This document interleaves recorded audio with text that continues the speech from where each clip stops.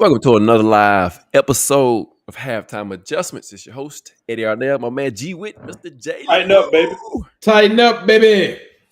Week 3, gents, the 2025 preseason. Titans finished 2-1 on a high note, beating the Vikings 23-13 this past Friday night. Man, come on in. We got a lot to talk about tonight. We want to talk about who hurt themselves the most, who helped themselves the most as far as making that 53-man roster. And so I'm gonna jump to G Will first today, J. Lou, because he actually got to see Yes. the two-tone blue in person, live, Live. right? First time. Yep. Right. And so, I mean, just first, when you first see him out there, I mean, yeah, what you think? What you think? Just overall from what you saw, not going too deep just yet, but just what you think. What did you think so far? Okay, first of all, I'll say this: Cam Ward, the arm is legit. That ball flies out of his hands. No ifs, ands, or buts about it. And the thing I do like about it is that even with I'm going to call it subpar footwork, the ball still gets there in plenty of time. And really, I thought he did a great job. It was on target and everything. So yeah, he's legit. Elik Ayamanor, I thought he was great. Good route runner, makes great catches. Let me see. I'm trying to think of who else stood out as far as the defense was concerned. I mean, as the offense was concerned. DK, I would say I was a little disappointed in him, but the speed is legit. No ifs, ands, or buts about that. I mean, this joker can flat out fly. I was thinking about, I liked, of course, my boy until he got hurt, Mullins. I thought he did great. Harris, you're right, J. Lou. Definitely a steal of the draft. I'm trying to think of who else. J. Lou boy right there. Yeah, I had to give him his props. It was good enough. As a matter of fact, I know you said not to go too deep, but I got to talk about this.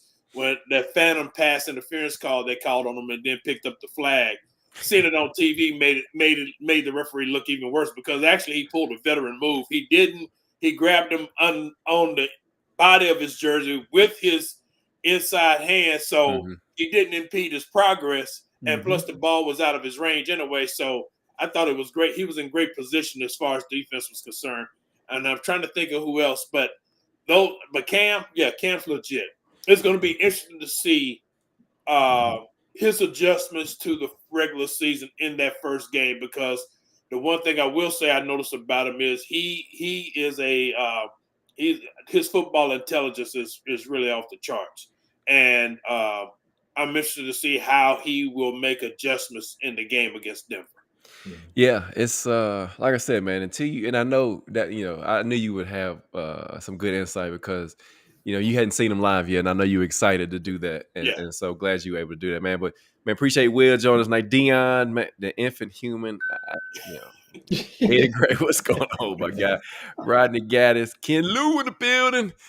So, yeah, man, let's jump on in. J. Lou, so talk to me about this last game. We saw Cam with a mixture of the ones and twos on the offensive line.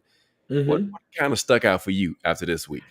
So I'm gonna go with a little bit of a negative, believe it or not, on Cam, and it's something that G would hit on, and it's a slight negative that I think they'll continue to work on.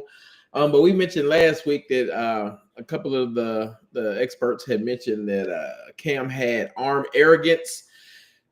Go ahead and prepare yourself, fans, for that arm arrogance to end up in a few interceptions this year. Yeah.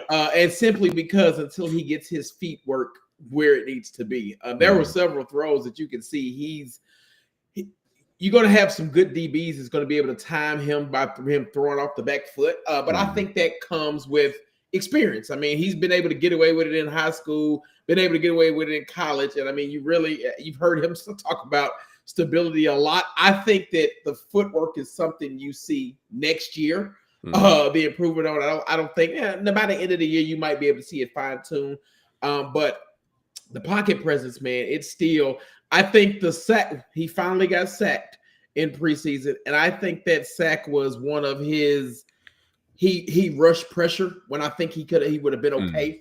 on that one. Again, I don't want to say it out loud, but the offensive line, and again, I know it's preseason and they didn't do nothing too exotic. I mean, he still brought some blitz, but nothing too exotic.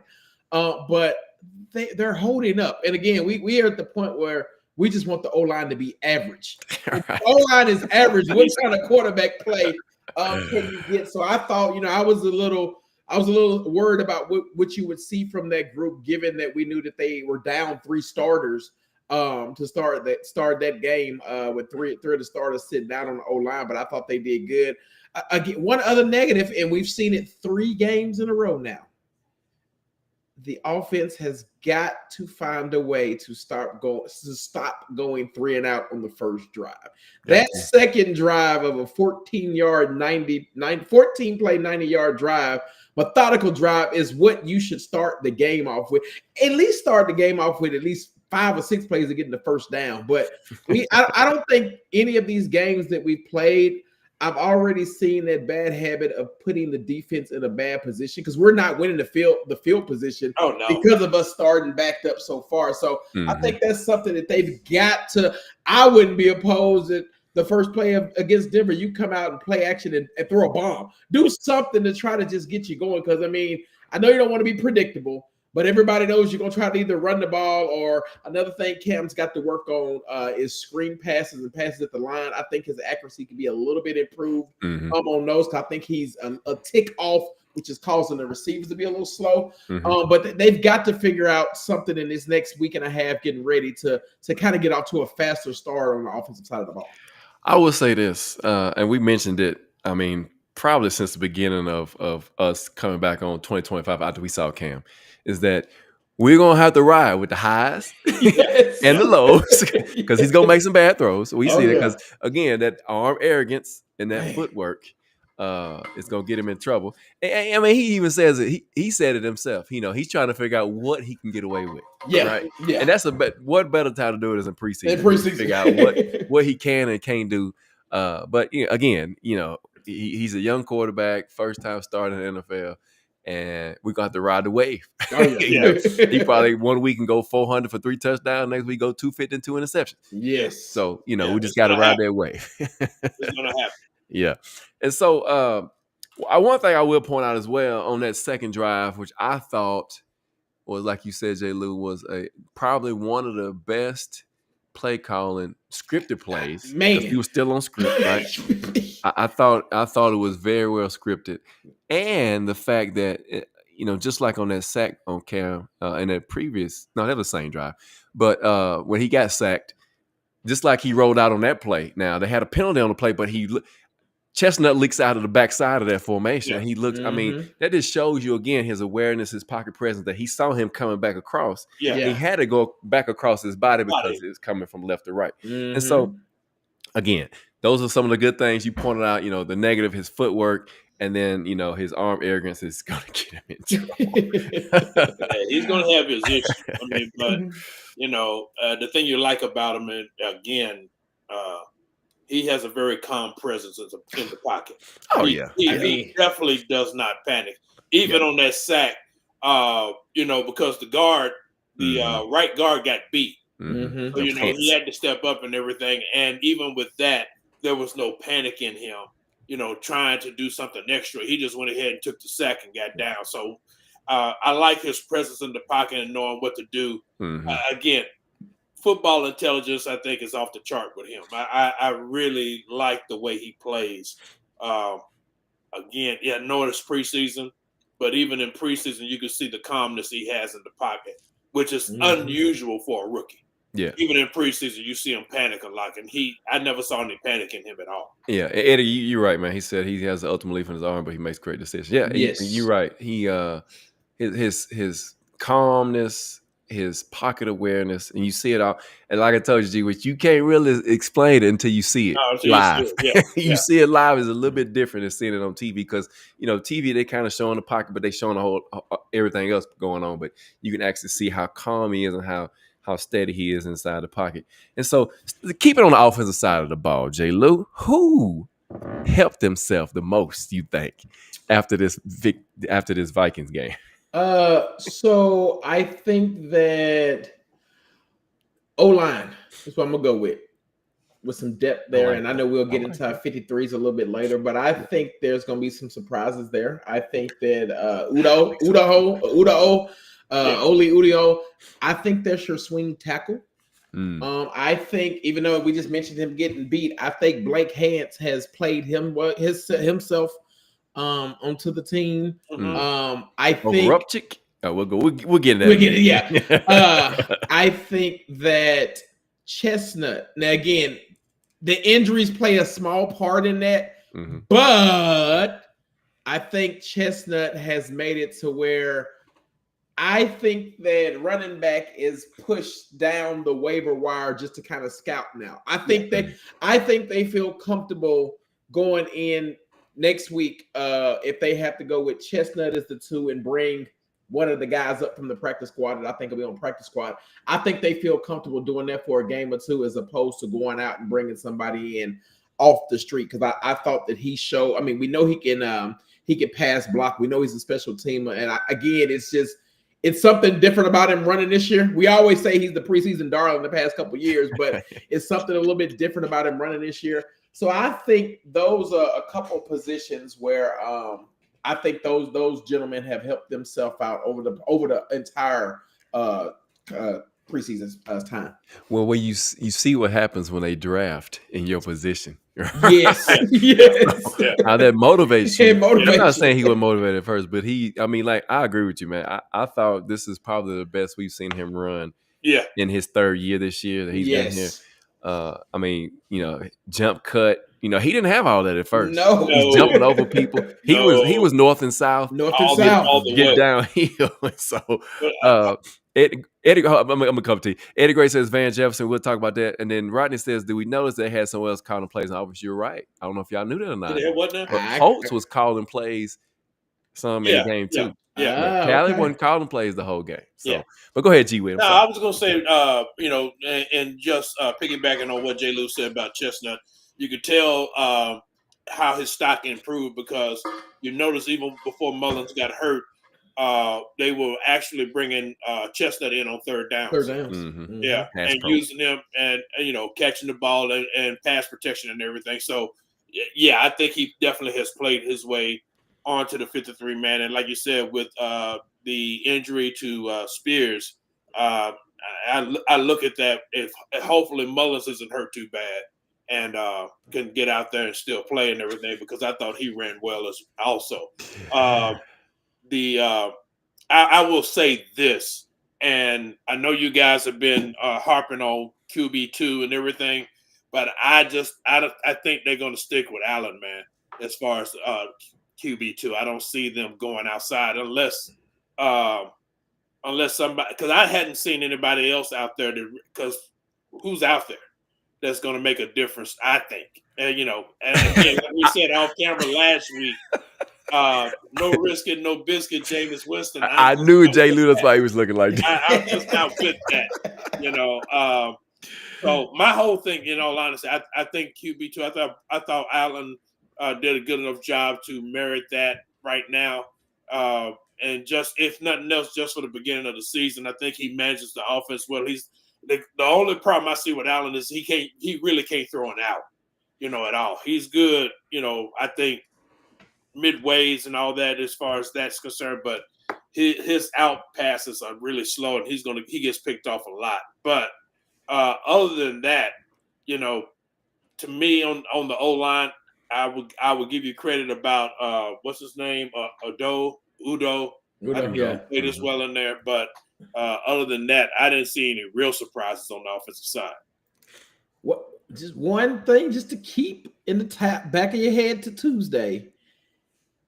If Jake Browning is released in Cincinnati and they decide to go with Desmond Ridder, and I didn't think about him. Then that's your waiver pickup. Who they get? Do they have somebody else they pick? If they decide to go with Desmond Ridder. Oh, and again, I had not paying attention up there. Not sure how that's been going, that battle. But if they decide to slide him to the 2 and get rid of Browning won't make it back to their practice squad. No, he won't. No, he won't. He won't. So that's just one to put in the back of your head. I just don't think they'll go with Ridder though, man. I don't think they'll go with Ridder.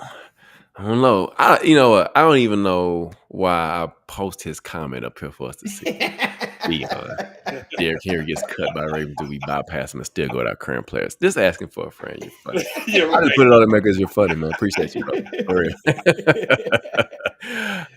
But yeah, backup offensive line. I thought they did well too, considering that they were out there with most of the ones, and gave up the one sack, but that you could argue whether it's Cam and part of them as well. I really like Alec Ayomanor. Yeah. I was asking G Witt today if he could tell how big he was in person. He's a big dude. Mm-hmm. And he's that big body 50-50 ball receiver we've been needing since somebody was traded. So exactly. And since the draft pick was not in our favor. This one though, I think he's gonna be legit. And I agree with you as well. DK G Witt, I think he has the speed, legit punt returner. He's gonna need some more route running, some technique, right? It's gonna take him a minute, but that's fine. He'd probably be our either our punt returner or our kickoff returner, or he's out there with Prochet, both of them at the same time on kick return. We don't know that, but yeah, I really still do like him. He just needs more polish on his route running ability.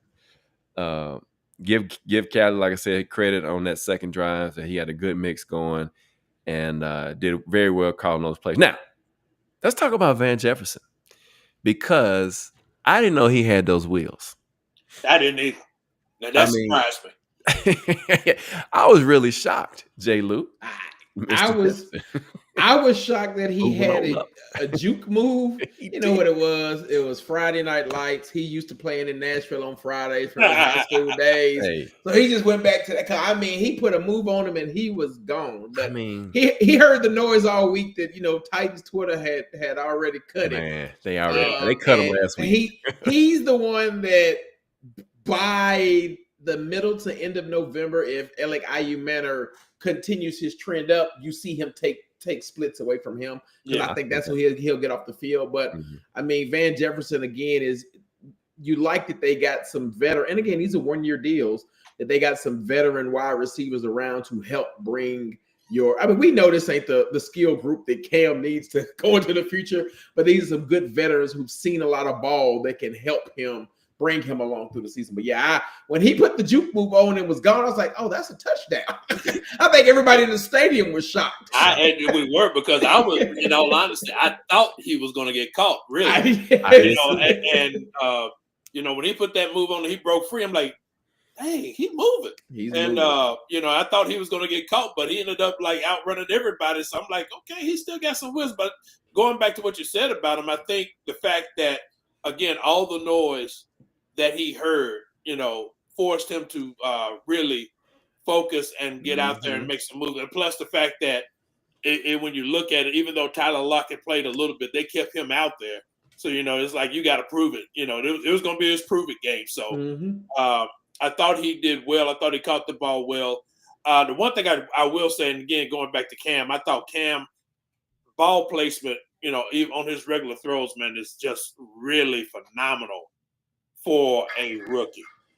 And I go back to that pass he threw to Ayomanor inside the 5. I mean, threw it in a nice spot to where he could really turn and go upfield. And I thought he had the touchdown. Yeah, a little short. Yeah, a little short. But I thought the other one he threw to Ayomanor, when he threw it low, straight to him when he was set down in that zone. Those are the things you just don't see rookies doing, even in the preseason. I mean, he's throwing the ball low and away and put it in spaces where even the pass to the 17-yarder to Jefferson. I mean, you look at the placement on that one. It was mid-chest away, but before the DB couldn't even get close to it, and it was right on Van Jefferson's chest, which is obviously where he likes the ball to be hit him. So I really like that ball placement by Cam on those passes that he made. I thought he did a really good job. And you see the arm angles that he throws at, because you mentioned that Ayomanor reception down there where it looked like he could have scored. that one right there, he threw sidearm. It was a baseball throw. Yeah, because he had to get it around the guard and the tackle, between the two rather. And I mean, that's this arm arrogance again, arm talent. And that guy, he's just going to be special. We haven't had a quarterback. I mean, since at Mac 9, really, like this. And I will say one thing, and going back to what you said earlier, J. Lou, the screen passes and everything, that's really where his poor footwork is illustrated. Because on that pass he threw to Tyler Lockett, he's got to get out of that habit of throwing off his back foot and throwing it wide and everything on those wide receiver screens, because they get caught every time. Mm-hmm. And it almost looks he got away with it against, was it Atlanta or Atlanta? It should have been there was the backwards pass. Yeah, it was a backwards pass. He got away with that one. And even with this one, he threw to Tyler Lockett. He still threw it behind him and everything. So he had to reach back to get it. So that's one area I say he's definitely got to improve. But other than that, man, his ball placement I think is really really sharp. Yeah. And I wouldn't blame that one on so much because they brought zero pressure. Yeah. So he had to throw it behind the defender that was in his face, because he had an unblocked defender right in his face. Yeah. Yeah. So I wouldn't blame on that. But to your point though, he does need to his footwork is going to get him in trouble if he doesn't correct it quickly. Yeah. So the offense, again, not bad, not bad at all. Was able to score. Like I said, on the long drive we've been talking about. The stats, I mean, you can look at them, if you will. 4 for 12 on third down. Still got to get improvement there. 325 yards, 188 passing, 137 rushing, which is good. We started off preseason very slow in the run game, but picked up as we went along. And that's what you want to see, right? You want to see progression as the preseason goes along. And so not a bad, I would say probably B-, B for the offense as they finished up in the preseason from where they began. Now, let's talk about the defense, because this is why I'm really happy. I'm really happy because we have a slim 300-pound guy that can run people down. Woo! And he was look, he's ready for week 1. He wanted to play Friday night. And I'm telling you, I know. Hey, Big Jeff, I don't worry about him. Like literally, you and just imagine what he's gonna look like when he got Big T Sweat out there beside him. But that was twice. He ran down somebody on the screen. From behind, ran him down. Did you see his pass rush? His pass rush move. Oh, his pass rush. We should have had a sack. I mean, he's gonna be all right. I see why. If you look at some of these rankings around from your ESPNs and NFL.com, they have the Titans interior D-line in the top 5 on both sides of the ball. And you're like, wait a minute, there's a Titan fan. You're like, not our defense. Now, we preface that by saying, once you get past that start at 11, good luck. But that I think that interior, I'll tell you who else. His new running buddy in Sebastian Day. He was all over the place. He was on it. He was all over the place. Remember, he played well last year. Yes, he did. But he's playing. I think he's playing a different level this year. And I tell you somebody else who's at a different, and somebody else at a different level too that I think makes the 53 when we talk about it. James Lynch. Yeah, James Lynch is a good run defender. Yes, very good run defender. I 100% agree with you. Yeah, I was impressed with the D line. In all honesty, especially when Big Jeff was out there. I mean, they were wreaking havoc with that offensive line. And granted, it was Minnesota's number 2s as far as I know, but still.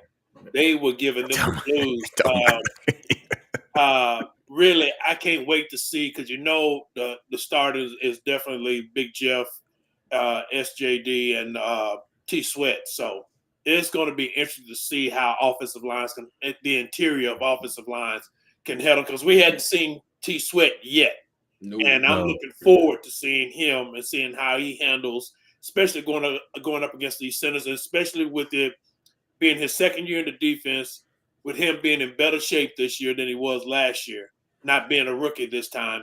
I'm really excited to see what he can bring to the table with that defensive line. And again, I'm a little bit different on the D line. I don't think the D line, especially with what I think they'll keep, I don't think we're going to be in that bad a shape as far as rotational players is concerned. What you think about Lynch? and God, who's the other guy that actually I thought really did good? What's his name? Horsley? Yeah. Horn. Yeah. So I'm interested to see how it's going to pan out. So Dion, to your question, you said do we think Cam will be quicker than the average rookie to pick up, or the game will slow down for him? I think so. I already think it slowed down for him. I do too. I think it's slowed down some now. I think it's slowed down now, especially with play call and understanding that now he's got to go through that first 6 weeks of the season, because the key word in there is work ethic. We know that all he do is ball. Yeah, and he's gonna watch so much film. I agree with you on that. Yeah. Now I don't know how they schedule the preseason games, but it was genius. Think about it. He had a Todd Bowles defense. Yes. He had a Flores defense. Yeah. Yep. So two of the best minds in the game.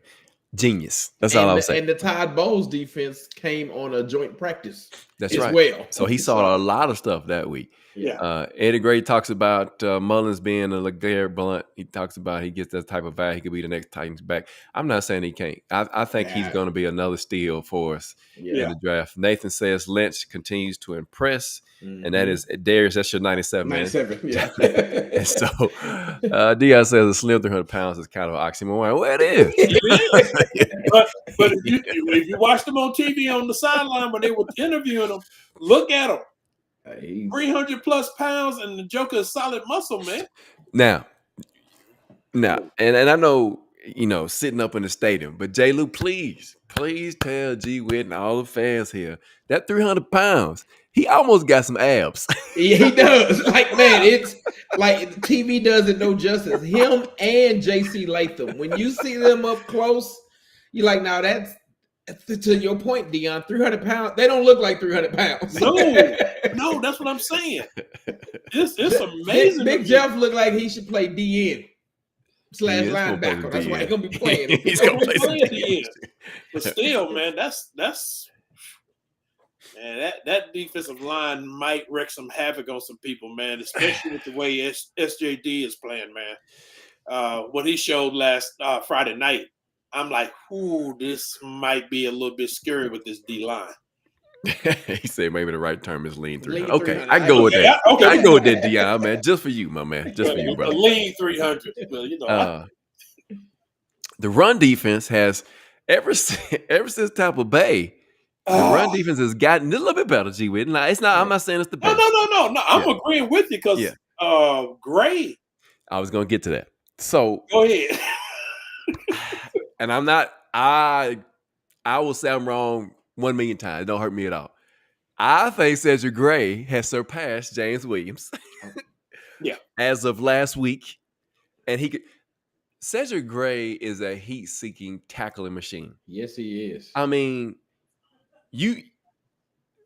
anytime there was a run up in the A or B gap, he's feeling it and he's tackling. I mean, I'm excited about the linebacking core. What we thought was going to be a weakness might be one of the best positions on the defense this year. Dude, I would say this about Gray, and again, Friday, I saw him against Atlanta, and I was like, okay. And J. Lou was like, the game's slowing down for him. I was like, yeah, but it's preseason.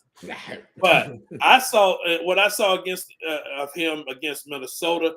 Again, I think his lateral quickness outside the tackles is a lot to be desired. But as far as running the ball, it's going to be hard, especially with him and Cody Barton in there, because there was some plays where Cody Barton was directing the defense, and like he directed Gray, you take the gap, and I'm picking up the cutback, and it was like there was nowhere to run. I'm like, this is like you said, inside linebacker, which we had question marks about.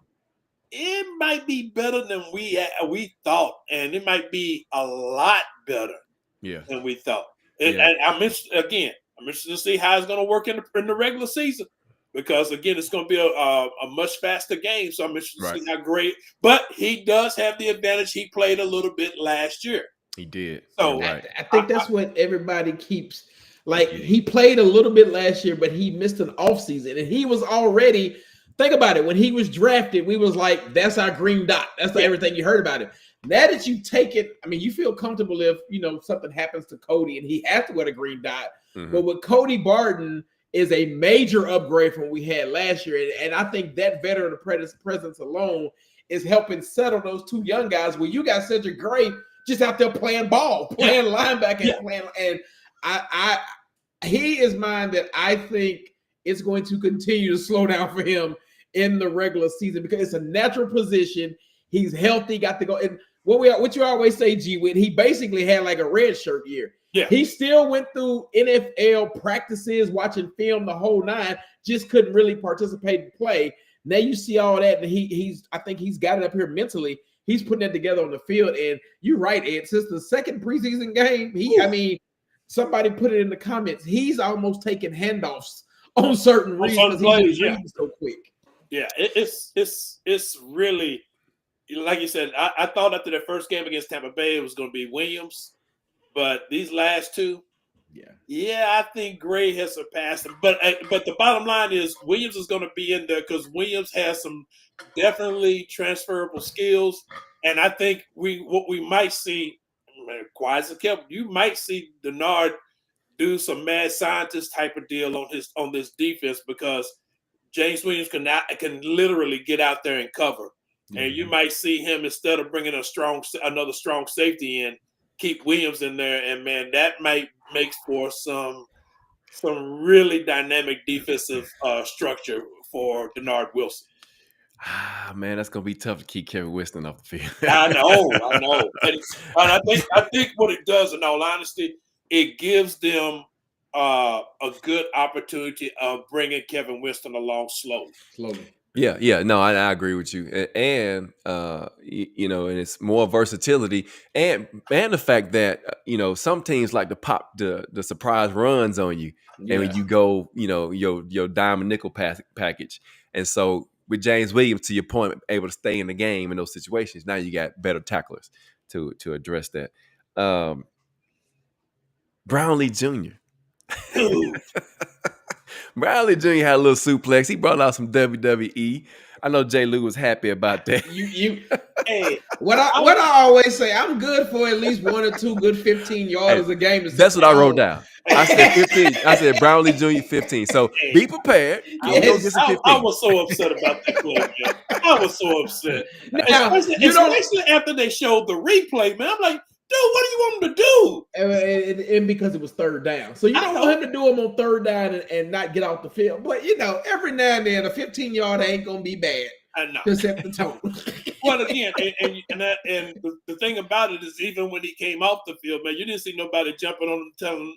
I'm like, but I was so upset about that call, man. I'm like, dude, really? I said, what do you want him to do, man? The man was fighting for yards. Yep. What is he supposed to do? Yeah, that was kind of. Yeah. I mean, I get why they called it because he slammed him, but he was. Yeah, like you're right. He was still running. That was a little ticky tacky to me. I'm like, come on, what do you want him to do? Hold him and kiss him? Oh my gosh! So yeah, like I said, the Vikings, they had 100 yards rushing, but it was a bunch of backs with a lot of carries. 20, I think it's 20-something carries. Yeah. But very good by the defense. Flying around on the field.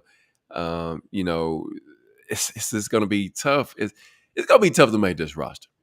And real quick, Nathan, I know that. He says they say that they're going to call those more this year, and they are. Yeah. They're trying to take that type of stuff out of the game, and that's every level. Joey Sly, he makes a 63-yarder. He misses an extra point last week.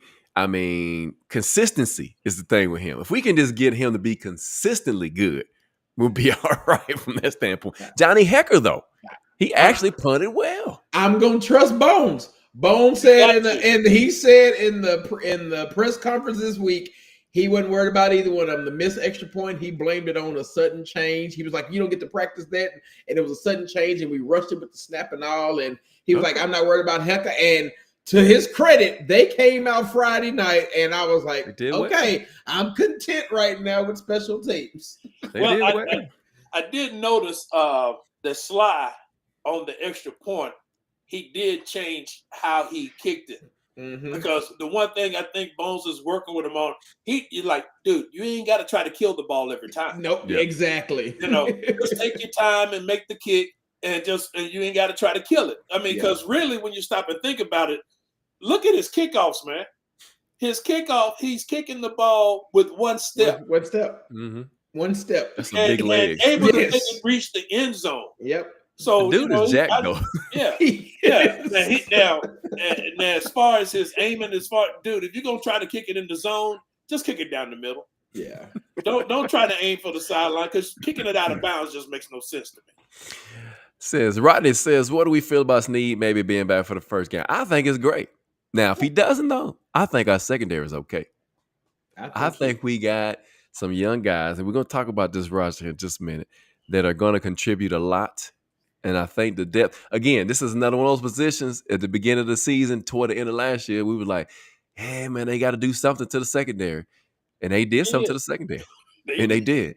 And I'm telling you, if you hadn't got a chance to see them, they have some young guys. Yeah. Gabe Judy. You got Marcus Brown. I'm going to say this about Gabe Judy. Marcus Lewis. He's good as safety or nickel. Don't put him on the outside, man. No, Gabe Jude is a slot guy. He's definitely a slot. He's a definite slot guy. You're exactly right. He plays there for a reason.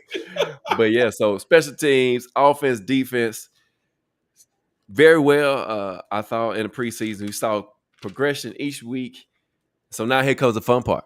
Tuesday, guys. Yeah, man. Tuesday, everybody in the chat, man. Tell us about your roster. But the 53, man, we're gonna do that tonight. We're gonna run through it real quick and see where we are.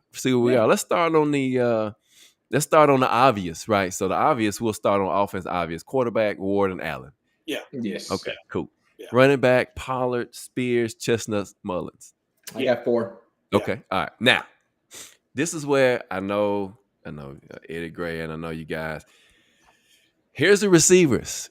And this is what I pick now, and I'll let y'all go. Ridley, let's go with the obvious first. Ridley, Lockett, Jefferson. Yeah. Okay. Ayer, Manor, DK. Mm-hmm. Right? So that's 5. Oliver, 6. Yeah. Prochet, 7. Yeah. That's the 7 That's all I got. Yeah. That's all I got. Yeah. It's a numbers game, man, Restrepo. And I hate that because I really love him. I really think he's going to be a good receiver, but it's a numbers game at this point. And maybe they can hide him on the practice squad. So we good there? We good, everybody? All right. Yeah, I got the same 7. Tight end. I actually had 8. Okay, go ahead. Who's your 8? The only reason I had 8 was Jackson because he's a returner. Okay. See, and I was almost there with you, G-Wit, but I was like, they got DK and they got Prochet. Yeah. No, I agree. That's the only thing. Let's see. I like Mims too, Eddie Gray. Again, I just think it's gonna be a numbers thing for that position as well. Yeah. I really like Mims too. I do. I see Mims on the practice squad more than anything else. Oh yeah, I got him there too. Let's see. We had Deion says, and that name you haven't heard is McCrary. McCrary actually had a good pass breakup too. He did. So you know, as always, right? As always. Tight end. Okay. Chig, Hunter, Gunner. I'm sorry, I said Hunter. Gunner and DMR. Yeah, that's the 3 I got. The 3 I got. I only got 3. Well, we right there with you, man. Wiley ain't making. Wiley ain't making. All right, here we go. That's interesting. Yeah, here we go. The offensive line is very interesting. Let's go ahead and give the givens. We got Dan Moore, we got Skol, Cushenberry, Zeitler, and Latham. Right. All right, we good there. That's 5. Let's start at 5. Here's the other 2 that are definite easy ones. Slater and Levin. Yes. Okay, so that's 7. Now, here's the toss-up. Because I had Rupchick at guard. You said Hans J. Lou. I can see that. And also I got a Juco. John O. Yeah, who? John Ojuko. Yeah, John O. And you done. And you done. I put Duncan on the practice squad. Ooh. I didn't even put Duncan on the practice squad. Really? Yeah. I think Duncan has, and now he could slip in, but I think Duncan to them might have a little bit of NPF in him. Wow. I mean, you say that, you can actually kind of see that as I think about it. Okay. Yeah. All right. So you didn't have Duncan on the squad. I had him on the practice squad. G-Wit, what was your offensive line? Well, of course I had 11, and I ended up with Duncan and Rupkich and Slater. Okay. I didn't have John O or Hance at all. All right, so that's 10 offensive line. I got him with 10. Okay, yeah, I had him with 9, but I could see 10 easily. Okay, so we good on offense. Yeah, so I think O-line, I got at least 1, 2. There's at least 3 or 4 because I think Brendan Crenshaw Dixon, I think he replaces your Duncan on the practice squad. So I think O-line, they go at least 3, if not 4 deep on O-line for practice squad. Okay. Crenshaw Dixon replaces him on the practice squad. I put Crenshaw Dixon on the practice squad too. I see him on the practice squad, but I don't know. I just thought Duncan might make it. Yeah. Eddie Gray said Mason will make the team for Jackson. You're probably right. He know where the bodies are buried at. He does. All right, let's go defense. Let's go defensive end first. Joseph Day, easy. Simmons, easy. I got Jaheed Ward from Minnesota and Lynch. Those four. I did him different because I put Ward as outside linebacker, but I got him and Lynch.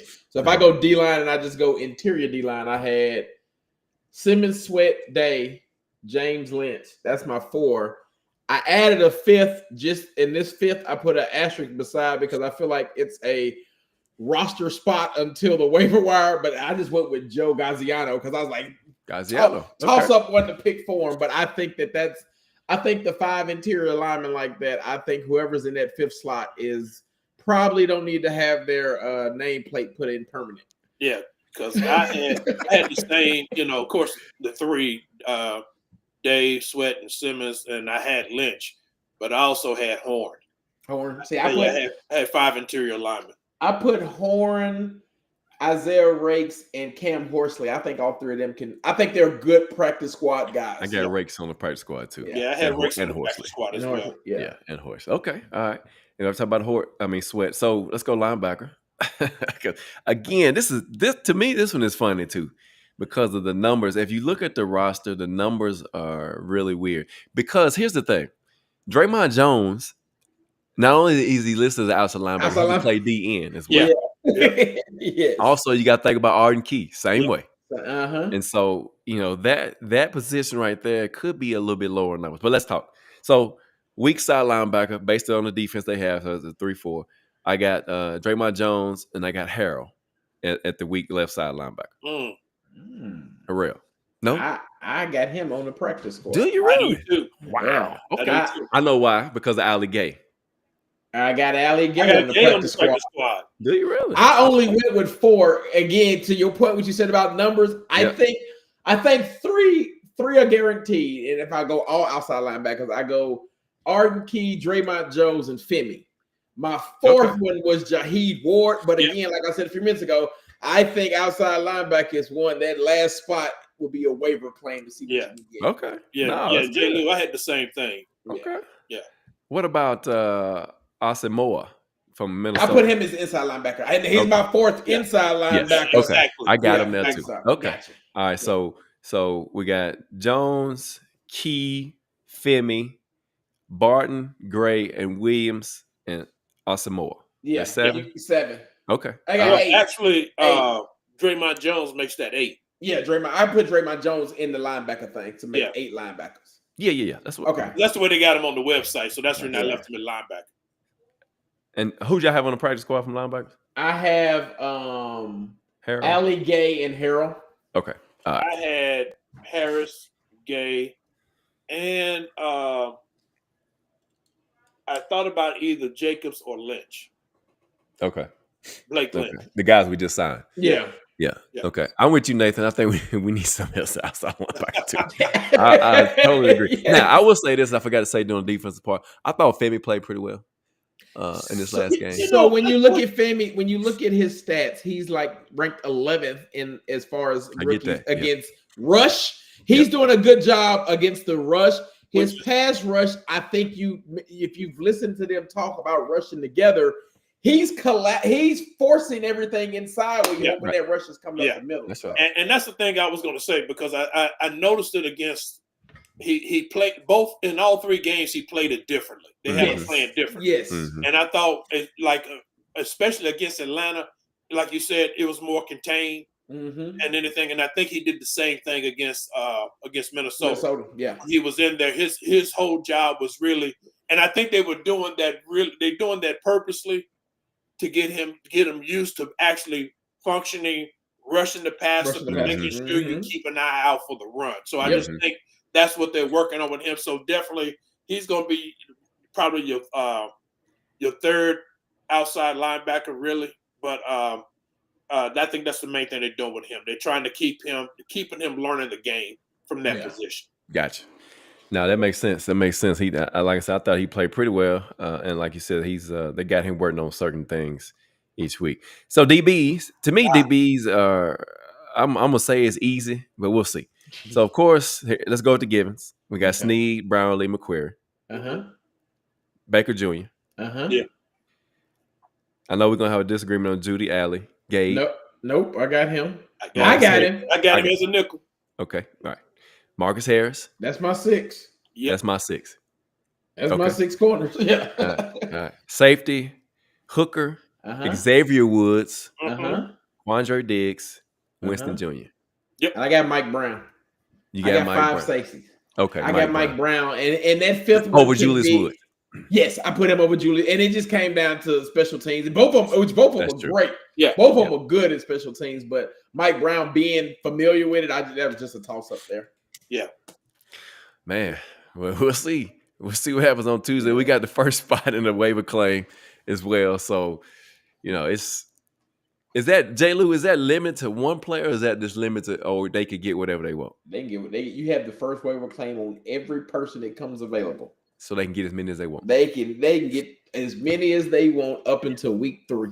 Yeah, they're looking. I heard somebody say today they're looking at, or they may have said it during the game. They're looking at it as like they got the draft. Yeah, so they literally have set their scouting team up. That's right. That way to be looking at. I mean, and when I say scouting team, just pull analytics into it with this new version of Titans, because they got their analytic people looking at other teams' salary caps to see. Okay, we know they might have to cut here, and here, and see what they can get. I set the over-under as about 6 different players that I think that they go off that will be announced on the team Tuesday, will be cut Wednesday, because I think they'll find at least 6 more players they'll pick up by Wednesday. And I think so. And I don't know about the number, but I just think, going back to what you guys were saying, I think definitely they're looking at possibly QB is one. Definitely outside linebacker. Famous Jameis. He's coming. He's coming. Not with that. That's just me. That's just me.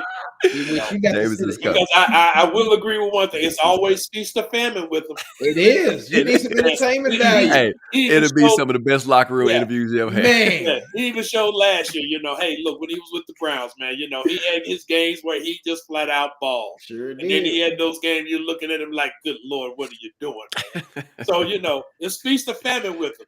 But, I think when you look at positions, D-line. So I think they're more likely to go waiver wire heavy on the defensive side than offense. Because I think so D-line, outside linebacker, as quiet as it's kept, even cornerback, because Snead is still your question mark. I just think that, what they say in the chat, that the outside linebacker group is weak. Yes. It's weak when you write it down. Like it is. It was hard for me. So. But again, I think I agree with you. A couple of things that I will say that have impressed me during the preseason is Arden Key playing the run, which was his main weakness. Yeah, he's been playing the run a lot better, which kind of surprised me, because normally he's not looking in the run. But I don't know what Wilson is doing with him. But I saw him in the preseason actually playing the run a lot better than he's played the entire time he's been here. So you remember, he started that last year, right? And my only thing with Arden is you're going to give him too many snaps. Like, he's not a starter. He's a rotational guy to me. Always has been a good rotational guy. And that's why I think you got to have a couple more pieces in there to kind of spell him, because to Ed's point, he started off decent and he wavered off and then he picked back up when they thought he was going to trade him. But you just want him to be more consistent the entire year. Yeah. And that's why I see Jaheed Ward from Minnesota giving him that snap count rest, because he's pretty good against the run. I mean, even Femi can come down some rundowns, early on. He can set the edge. He's shown that he's capable of doing that. So, yeah, I agree. I think you might see an interior defensive line addition, outside linebacker, like you said, and then I wouldn't be surprised if they look for another corner until they feel like Snead is going to be ready to go, which probably won't be week 1. He might be week 2 when he's full go. Yeah. I think week 1, if he plays week 1, he's definitely on the snap count. Yeah. He's right there. And in all honesty, you got to look for you got to definitely look for another corner, because I mean, Baker Jr. is good, but let's be real about it. He's not a shutdown or anything like that. And it depends on who they're going to have playing behind him. I mean, you got Marcus Harris, but really, who else is going to be able to play that outside? Because you definitely cannot put Gabe Judy back out there. He showed that Friday night. He can play the slot inside and everything, but you can't or he can even play safety a little bit, but you can't put him on the outside. You remember Baker Jr. was a safety hybrid type guy. We picked him up. So that's what I'm saying. Yeah. No, Nathan, we can't drop him in the coverage. We can't do that. Thank y'all, man, for joining us for another episode of Halftime Adjustments. Eddie Arnell, G with J. Lou, wrapping up the 2025 Tennessee Titan preseason, man. Here we are. We're here, guys. Week and a half away.